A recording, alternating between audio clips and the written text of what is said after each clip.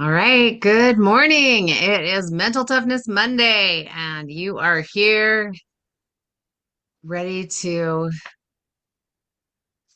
learn about being mentally tough. Last week we talked about um, champions love what they do, and that was really a great one. Does anybody have any thoughts about last week? Anything that came up this week that during the week after we talked about loving what you do as as a champion? Anybody have anything they want to share about any of that? The great ones know money doesn't come from an occupation. It comes from solving people's problems. Champions do so much extra study and work, they become experts and often become wealthy as a result. Professional performers not only see enjoying what they do as a philosophy, they see it as the single greatest asset and their entry into the world class. Any thoughts on that from last week? Are you loving what you do? Sure. Absolutely. My statement when I was working was I'm fantabulous. So I love that champions are successful because they enjoy their work. Makes life just much more enjoyable. The days go by, especially in a 9 to 5. Enjoyably, right? Hmm. We've had a really fun last few days. Our grandsons are on fall break and their parents went hunting. So they're off hunting and we have been here and boy, it has just been so fun to have them around and it really has made me realize how grateful I am for my number one vocation of being a mother that led to this even more fun vocation of being a grandmother. So yeah, it's been really, really enjoyable to have them here. And then I also had the delightful, so my granddaughters were here too, and they're much littler than the grandsons. But Tim bought me a dump cart to hook onto my tractor. My son told me he would get me a Tonka stencil.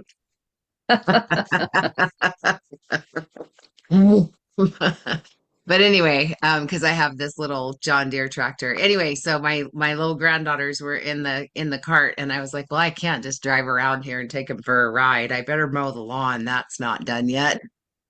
I turned on the lawnmower and we rode around and gave them a ride in the tractor. And then the older one got a little tired of it, so then I had and my daughter was like flying around trying to get the applesauce done. And so she came out and the little one's 8 months, right? So she can't sit back there by herself. She says, well, can you hold her while you drive? And I'm like, well, sure, because I've done that before.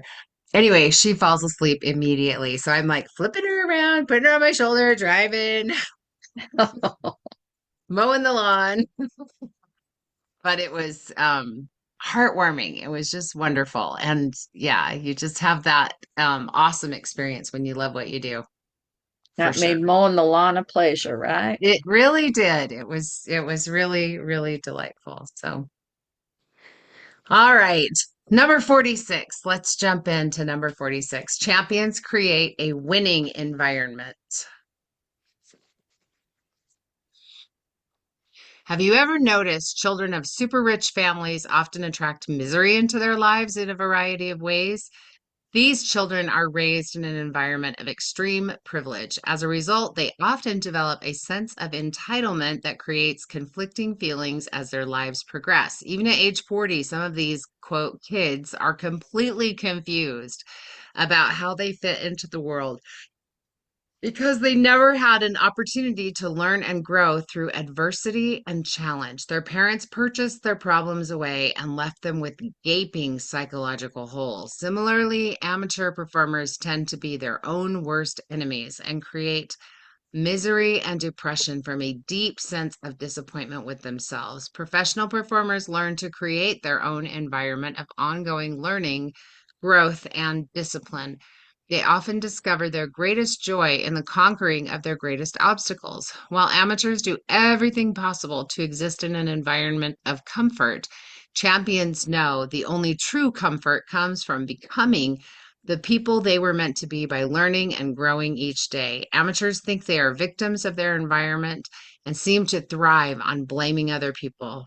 Professional performers realize the people who programmed them did the best they could based on their level of awareness and then take the necessary steps to reprogram themselves and create the world class environment they deserve. Okay, I love this one. I just think it's so powerful. Amateurs think they are victims of their environment. They seem to thrive on blaming other people. Professional performers realize the people who program them did the best they could based on their level of awareness and then take the steps necessary to reprogram themselves and create the world class environment they deserve. All right, so talk to me about this one. How's your programming? What kind of responsibility have you taken to reprogram yourself? Or are you finding yourself, you don't have to answer this out loud if you don't want to. Are you finding yourself in that place of blaming others and being a victim of your environment? We all know people in both those types of situations, right? Go ahead, Dean. Um, a wise man said some time ago, blame keeps wounds open, only forgiveness heals. And I have two thoughts on that. Uh, we get caught up in a reverie of thought, oftentimes with the woe me, woe is me attitude.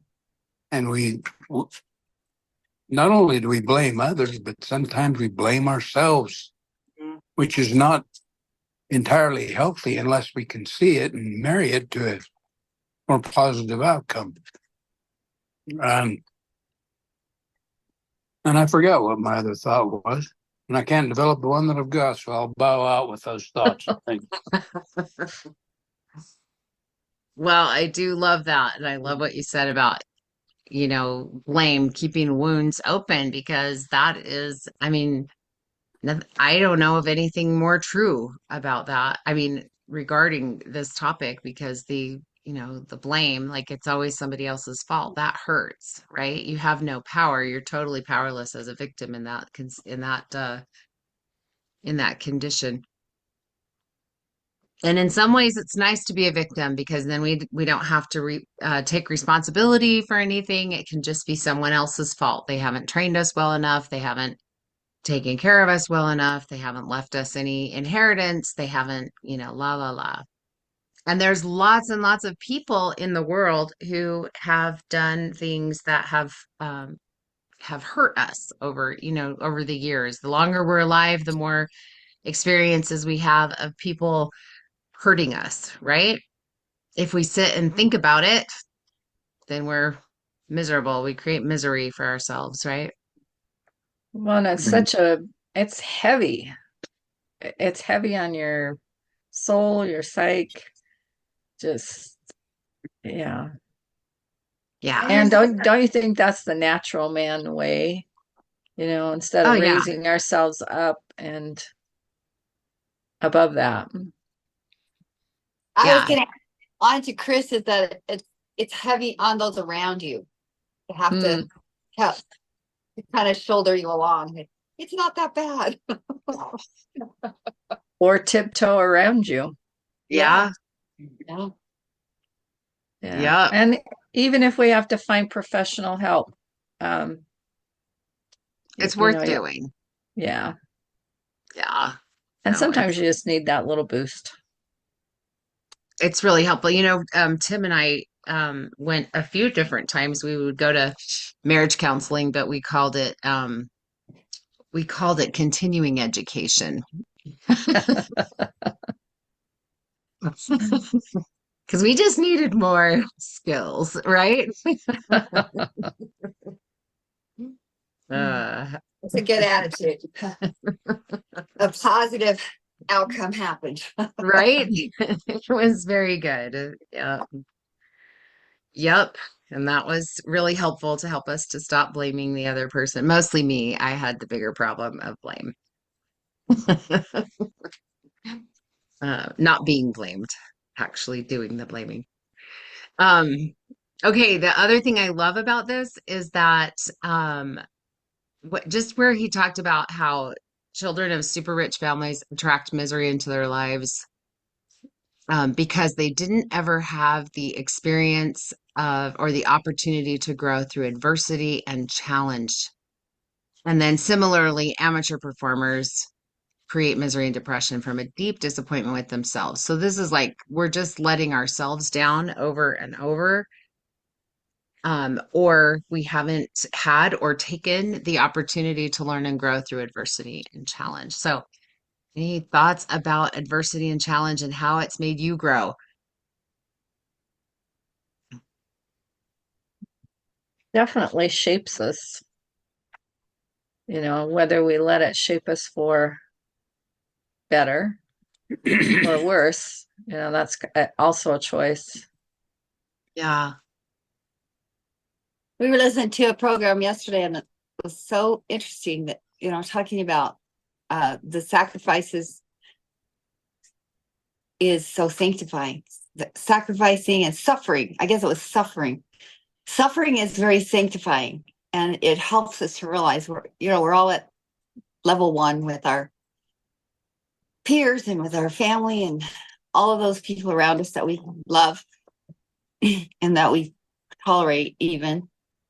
But we gain so much through the experience of having hardships and illness, and even some of the prophets that suffered through years and years of debilitating illness that we maybe are not aware of. That I used to look at President Holland and the great. I just don't think he's very well, and he's still carrying on. Yeah. Well, he knows he's still here for a reason and he's continuing on. I think it's very, very admirable. I do think that suffering has its purpose. I also think that you don't have to suffer for longer than you have to suffer, if that makes sense, because we can make ourselves more miserable and make ourselves suffer more um, than we actually need to learn the things that we are learning. And sometimes it is a matter of, just like really, really digging in and allowing ourselves the to learn from the suffering, which is really, really can be a very beautiful, very I don't know how to describe it, very growing thing in that place, the very, very solidifying, connecting to a higher power thing. But it's also easy for us to, um, to go into that victim mode and suffer differently. And I don't think that both are as valuable as each other. I think that one is real, really, really difficult. So, Camille, are you looking for your mute button? Mm-hmm. You're unmuted. You're good. Oh, Oh, well, I wanted to say something, but yeah. I turned my camera the wrong way, and now I'm like, I don't want you to see my bathroom sink, so now I'm just gonna hold my hand over it because I can't figure out how to turn myself around. So it's fine. Well, that's what it's all about.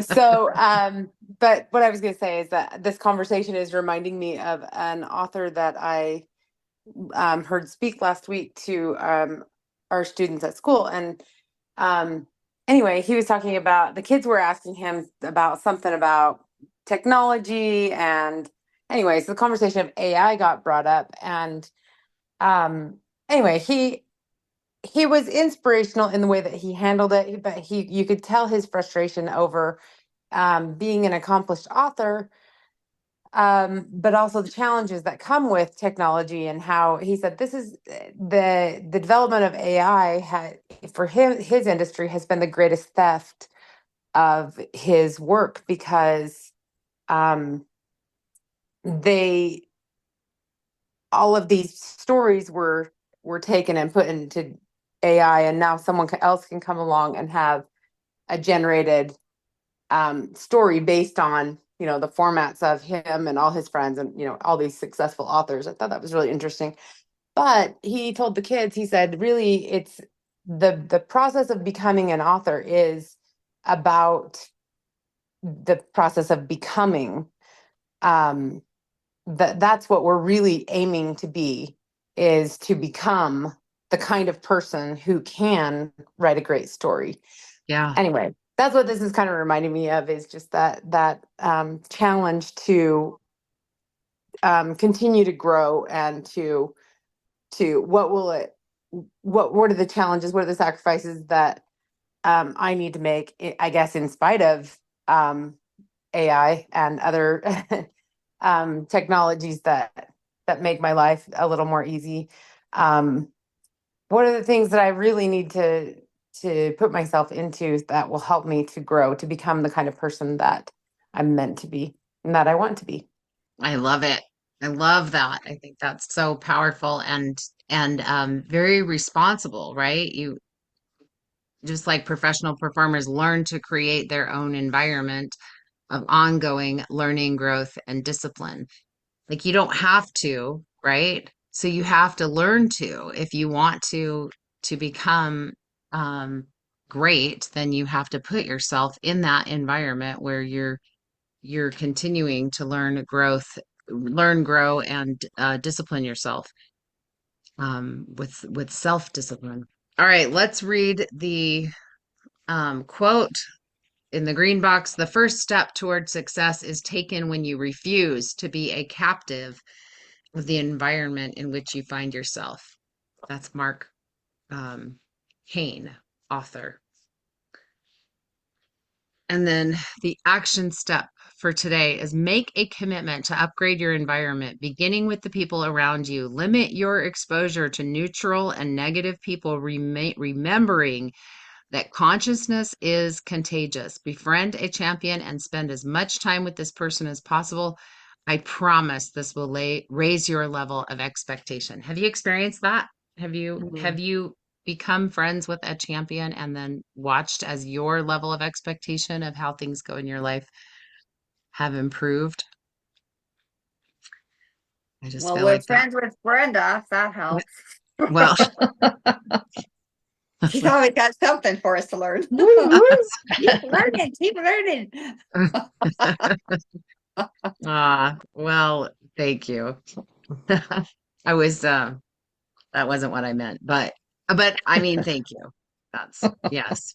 Spend as much time as possible with champions and champion thinkers.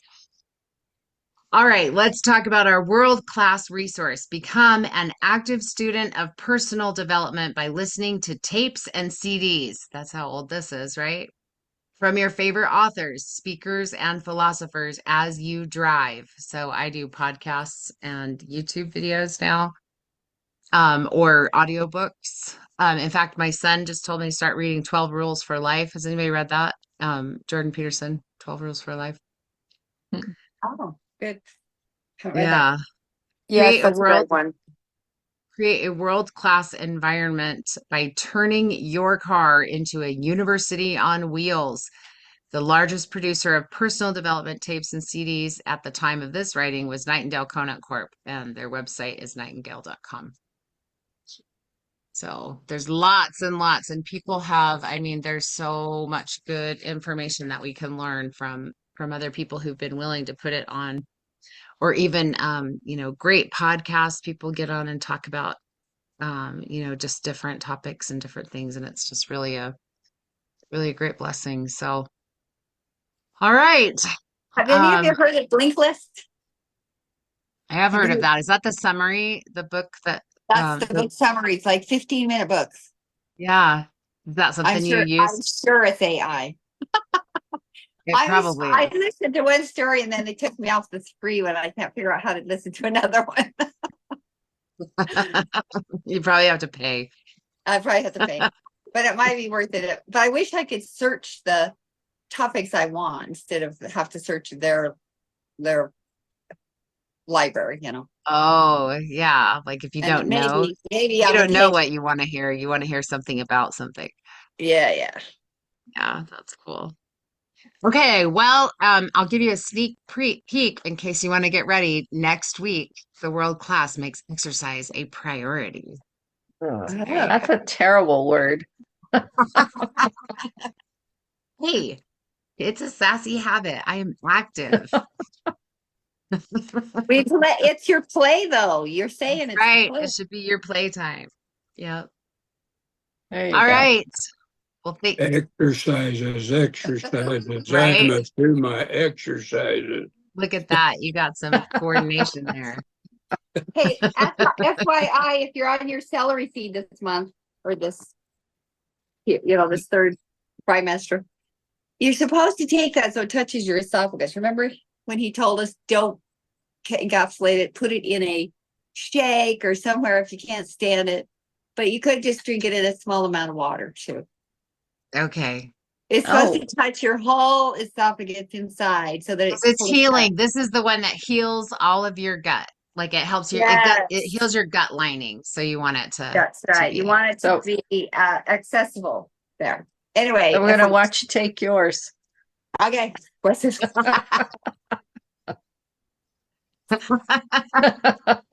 easy peasy.